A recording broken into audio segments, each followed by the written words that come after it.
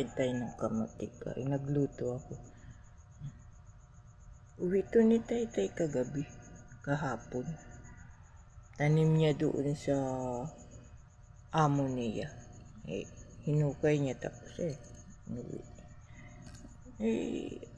Kuha tayo ng asukal na konti mga kadodi sa pan. Masarap nito kung may niyog wala tayong niyog. Alang nahingi si Taytay. Kaya ito mga kadodi. Asukal lang yun. Sarap mga kadodi.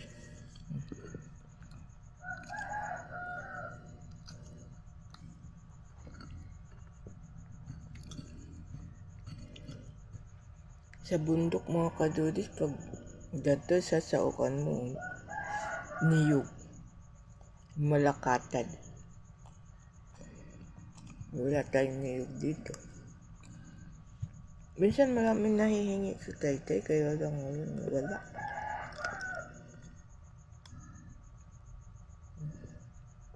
Harap mga kadudis. Hindi na tayo mag-aalmusal mamaya. Ano pala mga kadudis? Alas 5 siguro.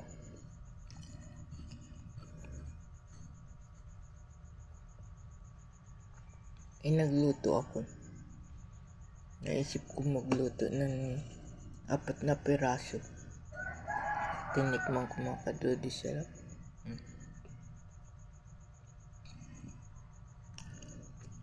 Lambot.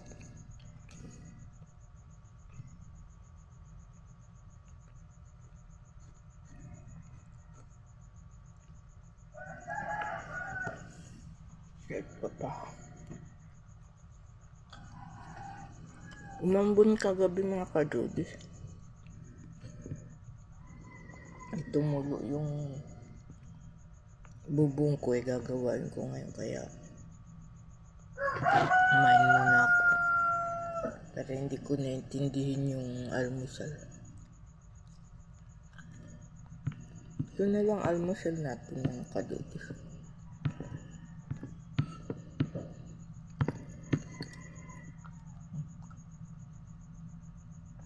May gawa si Taytay kaya ako lang yung gagawa. Ang bubong.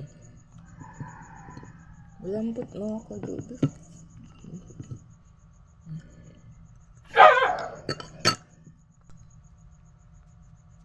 Salamat sa panonood mga kadudis.